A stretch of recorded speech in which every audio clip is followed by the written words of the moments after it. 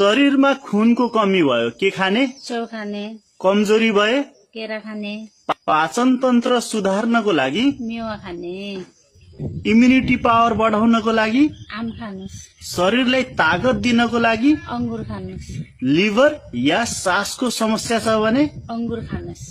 आँखाको ज्योति बढाउनको लागि, गाजर खानुस्, कोलेस्ट्रोल नियन्त्रण गर्नको लागि, टमाटर खानुस्, भिटामिन सी को कमी भयो भने, सुन्तला खानुस्, शरीरको तौल एकदमै बढ्यो वजन घटाउनको लागि, निम्बु खानुस्, शरीरलाई हाइड्रेट राख्नको लागि, तरबुजा खानुस्, शरीरमा एनर्जी पावर बढाउनको लागि, खजुर खानुस्,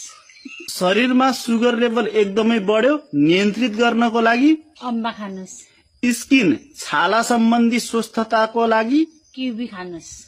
शरीरमा कब्जियतको समस्या भयो यो हटाउनको लागि, नास्पाती खानुस्।